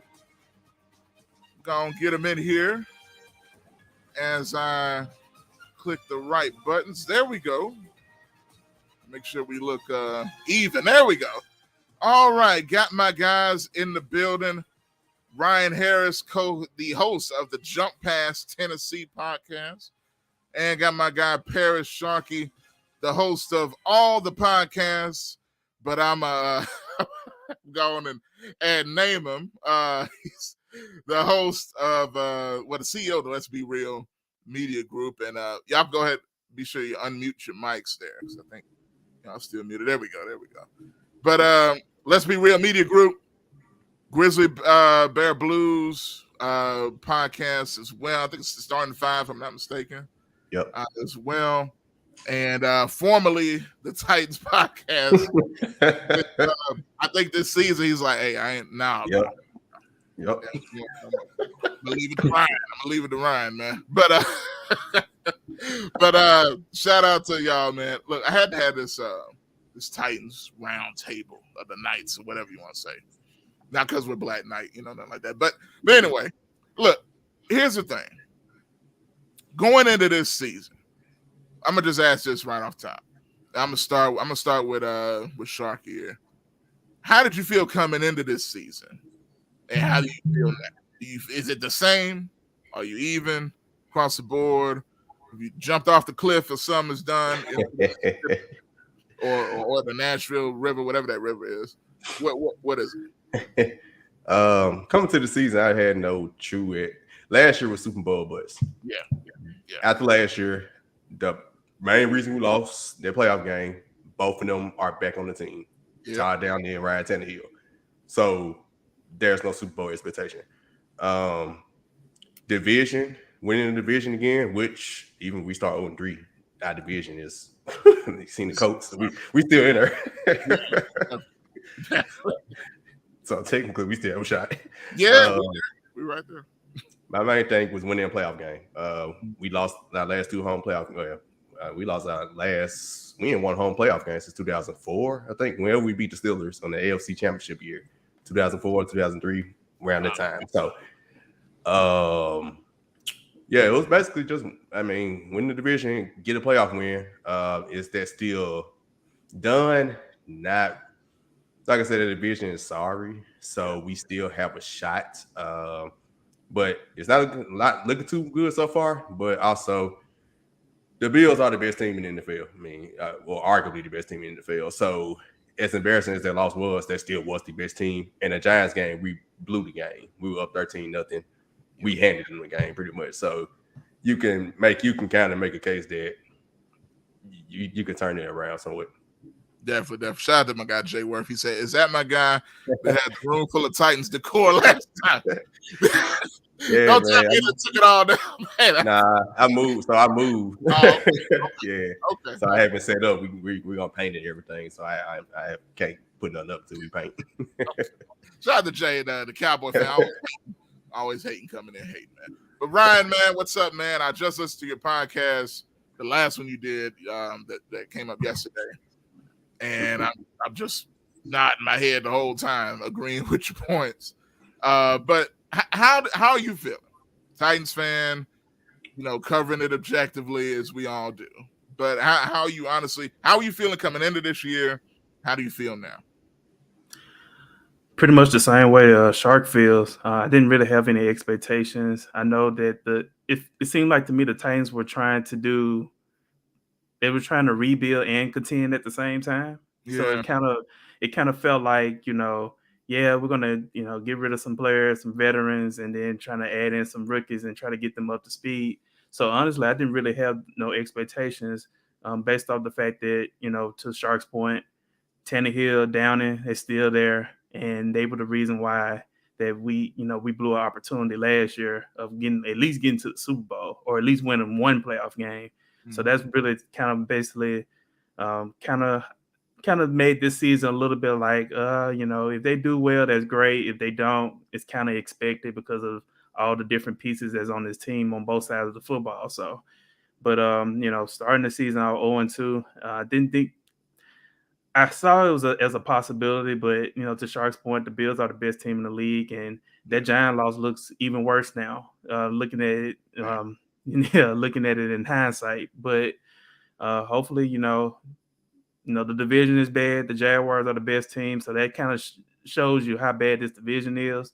This division only has one win combined. Yeah. So it's actually they got more ties than wins. So that's how bad this division is. So it's still a chance to turn it around. So they, hopefully they can and kind of steal this division. Definitely, man. And shout out to Parrish, man, to show you, Jay. He had that Titan chain back, the keychain. Yeah. I got something. I got a little something. He got something there. You know what I mean? But which is more than I got. Which got stuff that ain't got nothing to do with the Titans back there. But look, I'm like this. Coming into this year, for me, I felt the same way as y'all, right? I wanted to see how the offseason was going to go. I knew the A.J. Brown stuff was going to be enveloping the summer. I didn't expect it to go that way. But, look, and I had so many emotions. I even did a whole show that I completely disagreed with the next week. Because I went straight emotion after the A.J. Brown trade, went all the way off. And even now, I still don't like it because I don't felt we got anything substantial. I like Traylon Burks. If only we threw the football, we might know how good he is. But because I think he's already shown some stuff, in the few times the ball has gone up in the air, But I'm like this. This has been my main thing, and I want to see what you guys think about it. I feel like over the past 2 to 3 years, every team in every sport has a window. And you got to capitalize when that window's there. You had Henry at the peak of his powers. You got an offensive line that was run blocking extremely well. You got a defense that was getting better and better and better as they were gaining cohesion. You got Mike Vrabel showing his acumen as a coach. Arthur Smith, turned from a guy we didn't like to a guy we was sad is gone. You know what I'm saying? As an offensive coordinator. It was there. You had a number one receiver for the first time in 1,000 years. If you've been a Titans fan, since Derek Mason, you know what I mean? Which was really a very good 2 receiver, to be honest. But all that being said, it was there. And when you got it there, you got to go balls to the wall in acquiring talent and making it better. And I feel like the Titans were too stagnant when they had their time. Now, I'm gonna get this call in real quick because I know who Call this from. might be. Y'all already know. To accept, press 1. To send a Y'all don't mind. I'm gonna take a call while we can all communicate and possibly hang up on this person at the same time. But what's up, GKP? What's good, man? Forget what's him. What's up? Thank you for being on the show already. Yeah, okay. See, there it is. You know what I mean? Shout out to you, Ryan, man. You seem to be the only person that's standing tall on here. You know what I mean? I got P-Shark already to just threw the season in. The Bills are. We said the same thing. Come on, man, but it's the way you say things. Okay? Really, P-Shark says as if it's all over, man. What did I say that? Come on, man. You put words in my mouth now. Nah, he put words in my mouth. When did I say it was over? Put your stuff back on the We wall, gotta bro. rewind. Nah, rewind the clip. Yeah, man. I think. See, that's you listen to them cowboy ears. That's the problem. You know, y'all already know who it is. Give me a round of applause. Hey, good win. Hey, good win. Just tell Ryan he's a stand-up guy, man. Stay with your team all the way. Never give up. I like your sweatshirt. You got your hoodie. You got everything working. This guy here that took all this stuff down off the wall with his little chain. Come on, man. You know? Right, you know my wall was much different than the last wall, so I don't know what you talking about. Yeah, but it's not even. I just want to call in and take a brief commercial interruption. I had to my virtual background for an emergency. Okay. All right, man. Look, there you go. This is what you want to see? My virtual. There's I'm out. There it is. My virtual background. From last house. You hung up on your back. There it is. There it is. He done moved back. It's amazing. Nah, my video works better without it. yeah. That's why I don't use mine either. I agree, but yeah. But nonetheless, man, before we were rudely interrupted by the Cooper Rush fan, GKP. But like I said, there was a window, and they didn't capitalize when it was there. And now, I don't know. I'll start with Ryan, man. Is the window closed for championships? Yeah, pretty much. I don't think with Ryan Tannehill at quarterback, I just don't see. I've seen enough of Ryan Tannehill during the postseason for me to believe that the window of opportunity is closed. I mean, you can't have 2 straight home games and only throw 1 touchdown pass through those 2 home games. I mean, you can't win that way. So. And also, too, the 2020 and 2021 draft classes have not panned out. Yeah. I know it's kind of a little early to tell, but it don't look good, especially in 2020 where it's only 1 or 2 players from that draft class still on that team. So it just, to me, I just feel like when we look at this Ryan Tannehill era that we in, we're going to look at it as missed opportunity after missed opportunity. That's a great point. And me, even though I know the guy's hurt now, but I was clamoring for Calvin Austin as a draft pick because speed, man.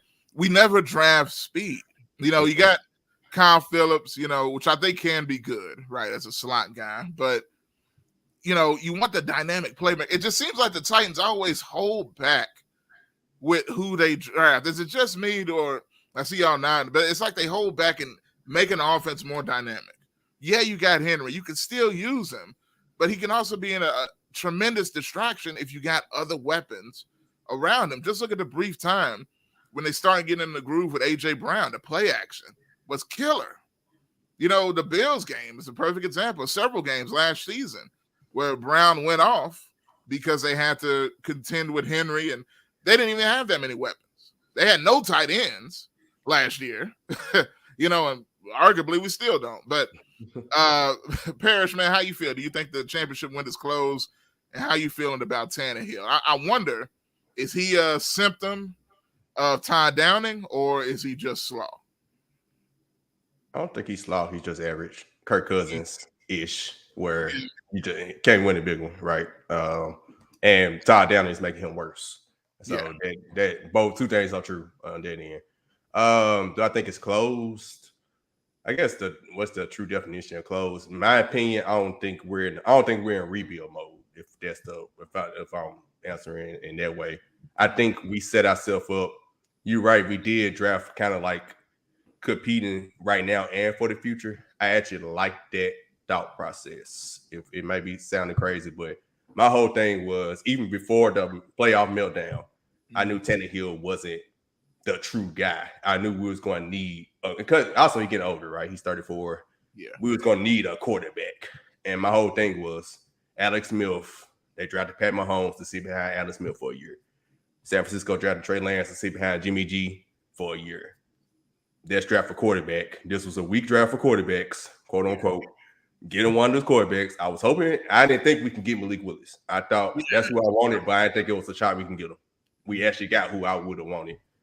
So in my opinion, it kind of worked out to the point that it's like, I don't think we can win with Tannehill, but we already got a potential star quarterback in the waiting who could take us over top, a la how Pat Mahomes did with Kansas City.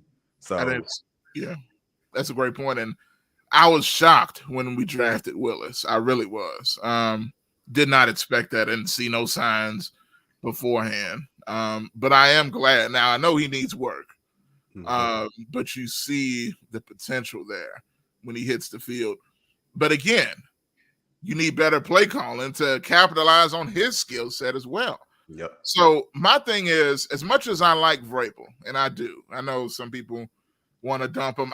You can't deny the growth in the team in so many ways compared to all the other coaches after Jeff Fisher, basically, compared to Vrabel. He got them close to being a title team with certain disciplines, being the lowest penalty team in the league for the last several years. Looks like that might be changing. I don't know what's going on there, but that is a true sign of a real leader. They play for him, they get behind him, all of that stuff. But I think what could be his downfall is his stubbornness with some of his assistants. With Shane Bowen last year, this year with Todd Downing. It almost makes you wonder. But I do think, I'm going to Ryan on this, I think Vrabel sees what's wrong because they drafted Willis for a reason. And they got Kelly to be behind Todd Downing for a reason.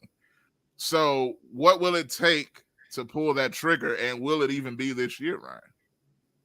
I don't think it will be this year. I think, honestly, the Titans have an offensive philosophy issue.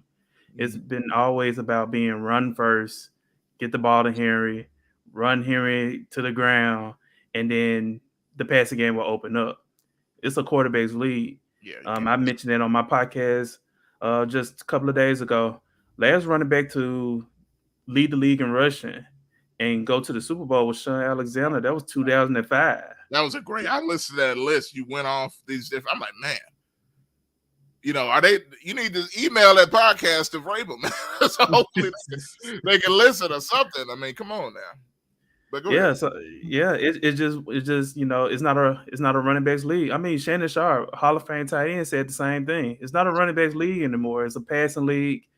So my biggest fear with Malik Willis, I was happy that we got him, but my biggest fear was who's going to be the OC once he becomes the starting quarterback. Yes. Because is it going to be a situation where he has to adjust to the coaching, or is it going to be a situation where the coaching can set up something that would, cater to his strengths, a la what the Baltimore Ravens did with Joe Flacco and Lamar Jackson? Perfect. So that was my biggest concern.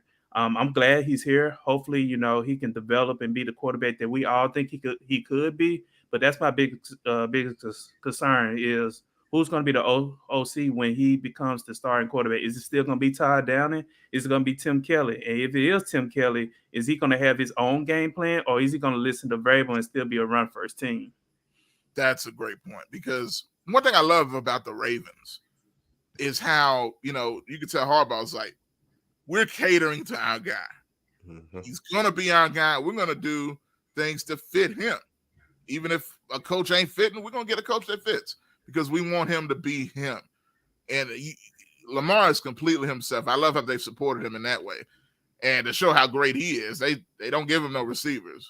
But, he's still out there slinging the ball and, running around and being who he is, But all of that aside, I do hold out hope for Willis. Is he a guy that could be ready next year? Or is it going to take a couple of years? And maybe do we need to get a stopgap post Tannehill, or is this just going to have to be the way it is? Parrish, what you got? I think he could be ready next year. I think he showed, like, even the preseason games, each preseason game, he got better. It was like, and I like what Vrabel and them did. I know a lot of fans, and kind of like what Ryan just said, how Baltimore, they're still run first, but because they built around the quarterback, they made it a run, a creative run style offense, right? Mm-hmm. And they was trying to say, Malik Willis, you got to stay in the pocket, pass it. Don't run. We know you can run. But I actually liked it for that reason. Like, he has to develop as a passer. We know you can run. We're not necessarily trying to change you, but we like, okay, we trying to help you with the, things you need to work on. Mm-hmm. So with him improving on that standpoint and getting to the backup position, which, there was talk that he was going to be third string coming in, they let me know a lot about him and his work ethic. I mean, this summer is all you hear is about how hard he's working, how he's constantly working. Pat Mahomes had the same exact questions.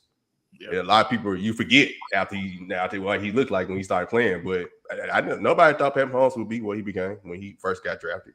When he got taken over Deshaun Watson, a lot of people was like, "What? They crazy." Yeah. Right? Exactly. So I remember even going back, Aaron Rodgers. I remember his first game was against the Cowboys. This is before he became full-time starter. He came in, and I'm like, he looked good, but I'm like, I don't know. Mm-hmm. Nobody would have saw all this, So it takes time to marinate, stay in the oven a little bit. So you're right. Mm-hmm. So I think we'll be fine. I think to Ryan's thing about the offense coordinator, I believe Vrabel is going to have an ultimatum at the end of the season. You're under a GM who fired a coach for not firing his offense coordinator. So I know Vrabel his guy, but I mean, John Robinson normally don't play. And what I do love about John Robinson, when he do make mistakes, he don't hold on to it. I made a mistake with a player, I'm cutting him. Like I'm not about to. He doesn't. He admits his mistakes, and that's why I do appreciate about J-Rob.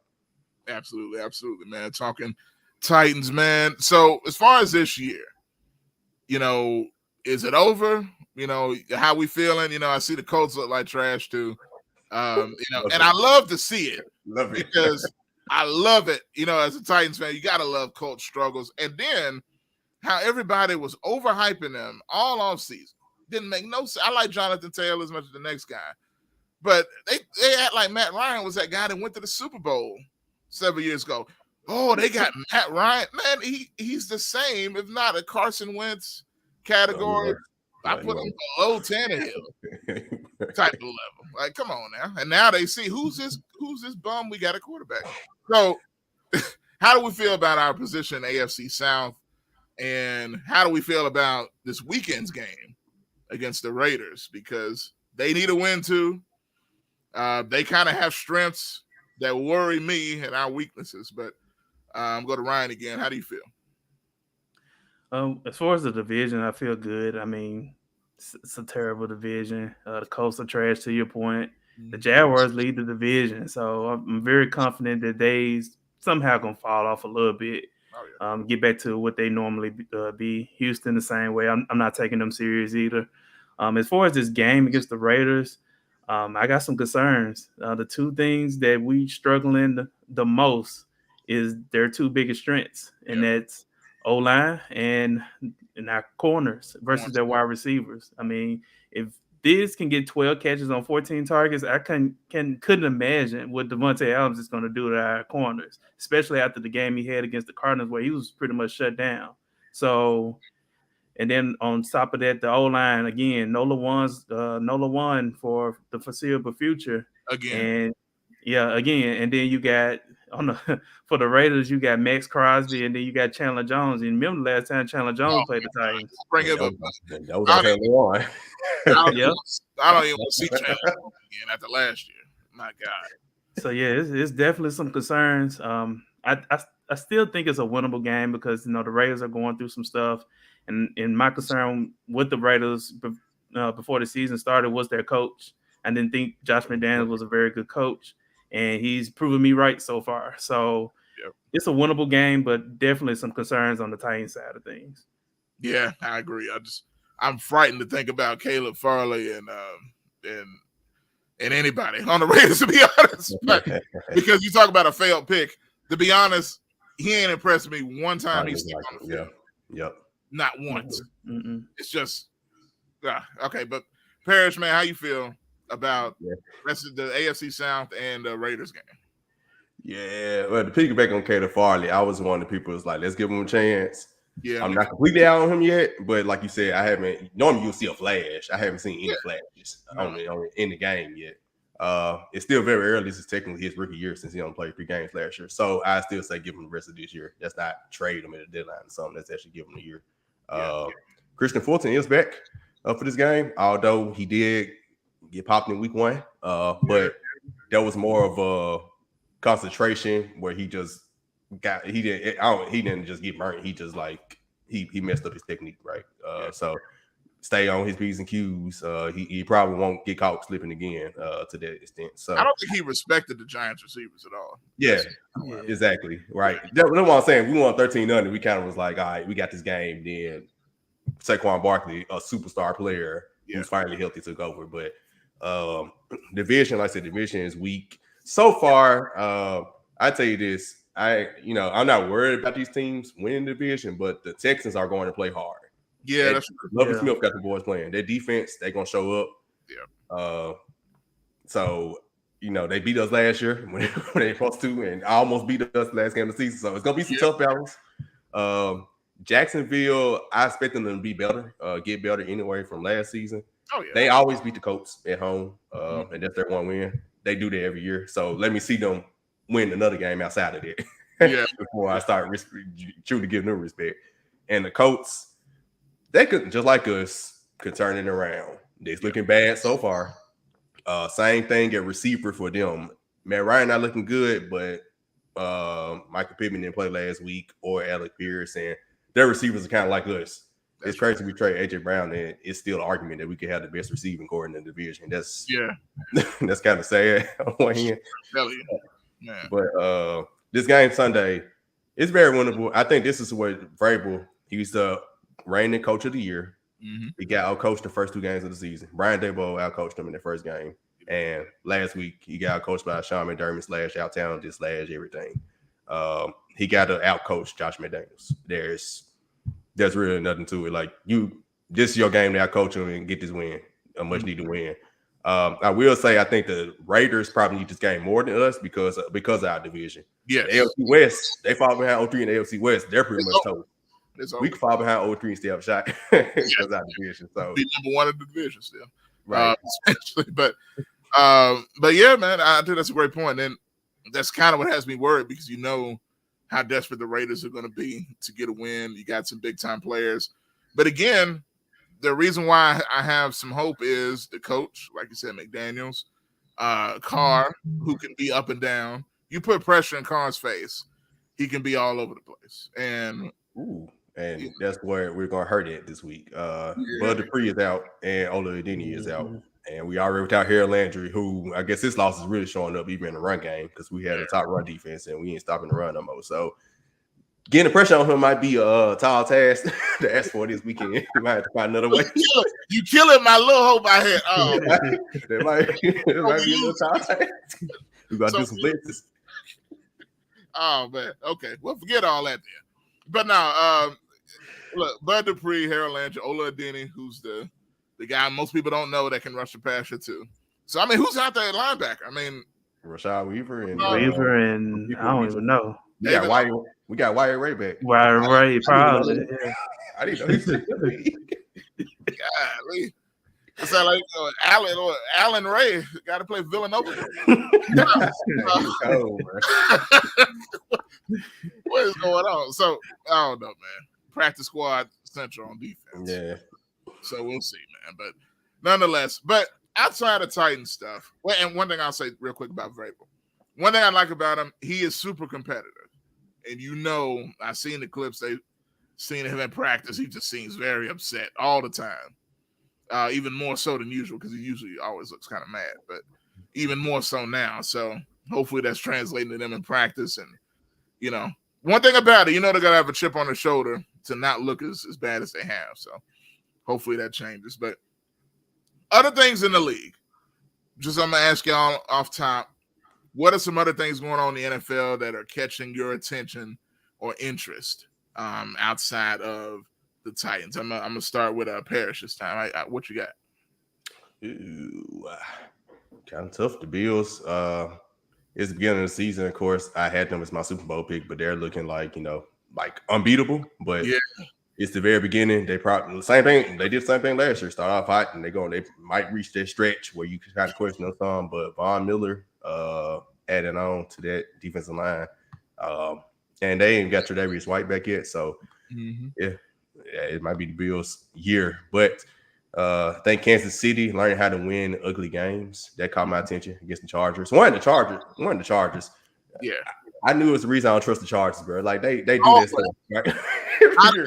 I knew it. That's why I ain't jump. Everybody jumping on the Herbert wagon, man, get hurt immediately. I'm like, bro, this is Phillip Rivers all over again. I don't know. Yep. It's hard being a Titans fan. I think it's hard. I couldn't imagine being a Chargers fan, a Falcons fan, Cowboys. Well, Cowboys probably the same as us, but like Chargers and Falcons, bro, those teams like won 23 Super Bowl league, stuff like that. Hey, I deal with stuff we deal with the Titans. But I am a Tua fan, and to see him have that game performance last week, I was so glad. And it doesn't completely shut up the doubters because it's one game. You still got the rest of the season. They play Buffalo this week, but to see him have that performance, and both him and Jalen Hurts, I'm happy to see that. Yes. Of course, we traded AJ Brown.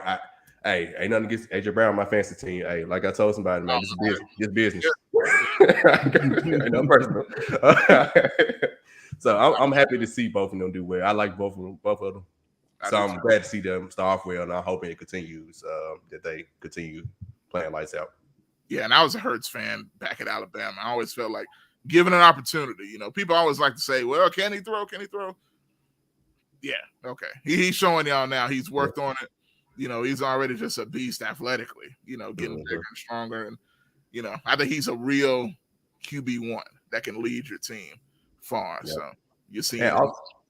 Also, the Eagles, another team, kind of what Ryan was saying earlier about how Baltimore adjusted Lamar Jackson, hoping the Titans do the same thing. Early last season, Sirianni wasn't adjusting to the Jalen Hurts game. Yep. He finally adjusted to it, and now look at him. He's flourishing. So I'm just that's very good. I'm just happy to see that. It's very good to see. Definitely, because one thing about teams in the NFL, it's super stubborn to get them out of that QB mold. Got to be Peyton Manning, stand here, do this, do that. The whole league is changing. I mean, you got a whole lot of black quarterbacks now that don't all play the same. You got to adjust to whoever you got. You know what I mean? So it's good to see that happening, even in Tua's case, who I just about gave up on. But Ryan, man, what's standing out to you? Oh, a couple of things really. Kind of piggyback to Shark's point. I wanted to talk about the Dolphins, how they starting 2-0. Mike McDonald's got their offense rolling, and they got the two fastest receivers on one team. Yeah. And it's kind of like picking your poison. Are you if you double Tyreek, you got Jalen Waddle. If you double Jalen Waddle, you got Tyreek Hill. And if you just so happen to shut those two wide receivers down, you got Mike Gesicki. And then you got Raheem Mostert and Chase Evans. They can do a little bit of everything in the backfield. So that offense is hard to stop. As long as Tua gets time in the pocket, he can pick who he wants to get the ball to. And, as a lefty quarterback, I mean, that's pretty unique. You don't have too many lefty quarterbacks in the league. So it's looking real good for Miami. And that defense has always been pretty good. So it's always been the offense that kind of limit them the last couple of years. So now you got an offensive-minded coach. Now the sky's the limit. We'll see how real they are when they play Buffalo, because they've been struggling against Buffalo over the last 5 years. So we'll see there. And then the Eagles been playing pretty well as well.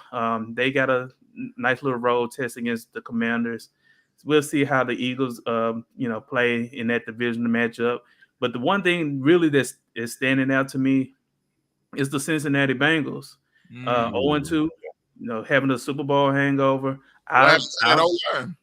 Yeah, and worked on it, but yeah, go ahead. Yeah, but it's like, I did not pick the Bengals to go to the playoffs just for the simple fact I feel like their defense overachieved last season in the playoffs, and now it's showing its ugly head because they can't make any key stops. And it don't look good when you lose to Mitchell Trubisky and Cooper Rush. That's your two quarterbacks you lost against. And you're 0-2, and you got to play the Jets, and that's not a guaranteed win because the Jets, they pulled out the upset last week. So they could be very well 0-3. And they lost to the Jets last year too. So it's looking ugly in Cincinnati. And, they're going to get Joe Burrow killed. It looks like an Andrew Luck situation all over again. And I can't fault them because they pay money. They bought in 3 linemen. So it's not even team issue. It's like we pay big money for these guys. And it's funny, man. I saw Leo Collins, man. They had a whole article written. He's like, "Hey, bro, I got you, Joe. I got you, Joe. You my guy. I'm just get behind me." And Joe on the ground, like, "Hey, bro, what happened?" He said, "Nah, I had to pick the bag up. I ain't even see you back there." But it's one of them things, man. We'll see. But it almost looks like the Bengals might be a one-hit wonder, But No question, man. But we'll see what happens. And Dolphins might be my favorite story, man. You got Tua, who everybody's ready to throw in the garbage. You know, you got Mike McDaniel, who says he's a minority. You know what I'm saying? And I had no clue about that. You know, look at that. I know that threw Parrish off a little bit that I said that, but I'm just saying, you know, he looked like a little nerd. I'm like, who did they hire? And then this man is coaching his tail off. I can't knock it, man. You can't trust a book by its cover or glasses or none of that. I wear glasses too, so I guess I can't be doing that. But nonetheless, man. I guess it's gonna do it, man. For us, you know, it's a lot to talk about, but we're gonna see. I'll probably get you guys back on later in the season and see the progress report. You know, maybe halfway through. We ready to jump off then, or you know, will we be looking at Tannehill for MVP? I almost wonder that 1 year after Mariota, you know, Tannehill really the 2 years he started looking like MVP level dude. His stats were up there with Mahomes and the elite. Do you think we just got the tail end of his prime when he was finally able to expose it, or is it just a multitude of things that changed? Arthur Smith. Yeah. Yeah, he walked through that door. Also, last year I didn't fought him for a lot during the season. Everybody, I mean, AJ Brown, Julio, Derek. I mean, who was he throwing the ball to at some point? NWI Coley Hollis, yeah. Exactly. And they forcing Just Wayne on him this year. Still, you know, stuff like that. In my opinion, they're really not putting him in position to succeed as well. It's both. Yeah. So not sure. It could have been in his prime, but I also just think a lot of, you know, AJ Brown, Corey Davis, Jonnu Smith, he had better opportunities and had a better offense coordinator to put them in a better position than now. Yeah, that's a great point. You agree with that, Ryan? Yeah, I agree. It's definitely Arthur Smith. You know, Arthur Smith has a knack of catering to a quarterback's strengths. I mean, kind of doing the same thing with Mariota. Mariota's doing pretty well in Atlanta. It's definitely not Mariota's fault that they're struggling. But, yeah, it's just Arthur Smith. Arthur Smith knew what he had in Ryan Tannehill. And to Shark's point, he had established weapons. Jonnu Smith was in the league for a couple of years. A.J. Brown, you know, he was already, you know, pro-ready. You know, also Corey Davis been in the league for a few years before, you know, Tannehill became the starter. So once those weapons went away and once he went away, it's a whole brand new offense. Yeah, you got the same kind of philosophy, but the play calling is different. The players are different. So it takes time to gel, especially when you got new guys like Julio was last year. You know, didn't have any tight ends last year, and now this year we still don't have any tight ends because Just Wayne's getting all the targets. So it's just now, you know, you putting in Hollister and Swain because they're great blockers. I don't want my receivers to be great blockers. I want my receivers to be great catchers. So it's just terrible. I cannot stand seeing Cody Hollis's weird number 7, number 8. Number 8, the Hourglass 8. I was at the Giants game, and I remember their red zone possession for 3 straight plays. They had Cody Hollister and Just Wayne as like the only targets on 3 straight plays in the red zone. I'm sitting here like, are they serious right now? I would have literally left the game at halftime if I went there by myself, and we was up 13-0. I would have took your crew anyway. Like, hey, look, I don't care, y'all, we leave. You know what I'm saying? But it's crazy. Cody House sounded like a country music star. He definitely fit in Nashville or whatever, but it don't make no sense. Swain got pictures on somebody. Austin Hooper got to be upset, even though he didn't play well when he was out there. But you can't tell me he's worse. Give him an opportunity. That's the point. Yeah. It's like, I mean, he hasn't got a shot. Like man, Traylon Burks. Every single time he got the ball, he looked like something. Play him, like play your people. Like, right. I can't say we got no weapons if you're not actually giving your weapons the ball. Like, I need to see Austin Hooper, Robert Woods, and Traylon Burks get the ball. Like, before I say we got weapons. Is Robert Woods still on the team? You know what I'm saying? Like, what's going on? I guess. So anyway, all right, let me get off before I get negative again. All right. I appreciate y'all coming out. Ryan, man, shout out your podcast. People can check it out. Great stuff you got going on with the Jump Pass and where they can follow you. Man, appreciate you having me on, and it's been great talking Titans football and other NFL stuff with you. You can follow me on Twitter at Ryan Harris 662. You can also follow the Jump Pass at the Jump Pass TN, and I'm a great follower. And if you want to hear some stuff about Titans football and any other pro football matters, follow me on those two platforms. Definitely. And Parrish, man, I saved some time, so you got a lot of stuff for the folks to follow. So go ahead, get your list out and show the people how they can follow you, man. All right, man. Shout out to Jay. What's my guy? Jay Worth, man. JK, GKP, man. But yeah, follow me on Twitter. You see on the screen the one DAOND_P Shark. It's my main platform. You're gonna catch me on a lot of things. I got a Linktree in the bio, so you can follow me everywhere else. Shout out to Linktree. Yeah. But Let's Be Real podcast, Let's Be Real Media. I'm over everything, but Let's Be Real podcast, the main podcast on the network. We go live every Saturday mornings. Tomorrow morning we'll be talking about what you was talking about earlier with Ime Udoka and a couple other things. We talked about Brett Favre last week. For the people lacking coverage on Brett Favre, go back to our episode last week. We talked about him very well last week. Also started 5 podcasts for the Grizzly Bear Blues Podcast Network. Memphis Grizzlies training camp starts next week. Yeah, they season around the corner. Ja Morant is ranked voted top 10 player on ESPN.com. So yep, we got some content ready. Starting to go every week. About to start back coming up this week. And I'm also a writer for Grizzly Bear Blues blog. So check me out on GBB, Grizzly Bear Blues, for any articles you want to read about the Memphis Grizzlies. There it is, man. Hope y'all wrote that down. You know what I'm saying? My guy everywhere doing great stuff, great content. Both of these guys, man. Appreciate y'all saving some time to come on with me, man. And last thing, Parrish, now you're a Vols fan, right? Yep. Awesome. How you feeling Florida, Tennessee this weekend? Biggest Florida, Tennessee game in some years, probably. I feel good. It's still just that, we only beat them once in the last 17 years. It's still back in my mind. But it's a new era. We got Josh Heupel. We got past that Pittsburgh bug a couple weeks ago. I feel like it's our time. Okay. I feel like it's different this year. Now, Ryan, you Vols too, or are you I'm Vols too. Oh, look at this Vol Nation. Got Black Vol Nation. Black Vol Nation. Up here in the building. I'm glad to run into some of us and the Vol fans, man. But no doubt. So yeah, we'll have to talk about that another time too. But hey, appreciate y'all coming on, and definitely gonna do it again soon. All right. And thank you. All right. Those are my guys, man. Ryan and Parrish doing their thing. Vols fans as well. Shout out to the coming up this weekend. Just to let y'all know, in case you don't, we got Tennessee, Florida, top 20 matchup coming up at 2:30 Central Time. Big game. Looking forward to that. The first game that's really mattered between Tennessee and Florida in a long time. So we're going to talk about that. The Tigers got North Texas, I believe, this weekend as well. So y'all be sure and check that out. Tigers taking on North Texas, looking to get a win there as well. Last thing to bring up with you guys, they did talk about it. The Grizzlies training camp starts next week.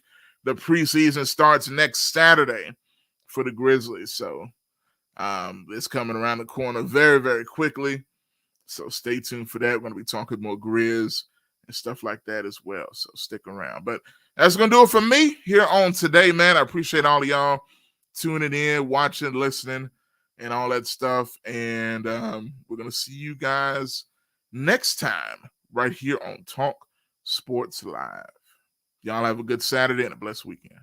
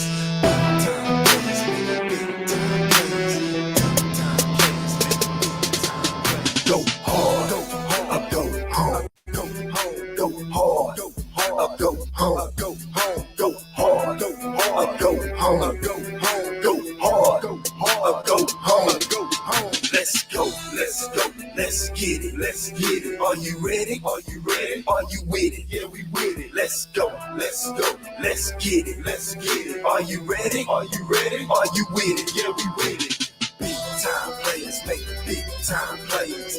Big time players make big time plays. Big time players make big time plays. Big time players make big time plays. Go hard, go hard, go hard, go hard, go hard, go hard, go hard, go hard, go hard, go hard, go hard, go hard. Cause big time players make big time plays. Big time players make big time plays. Gotta get it in a big time way. Let's get it on the grind.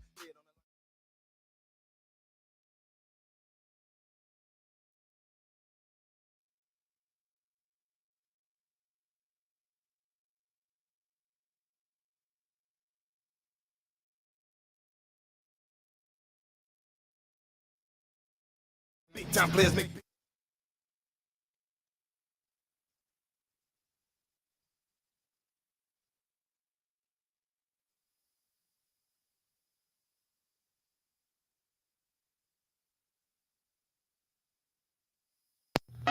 For the best soul food in the Mid-South, it's Shop and Save.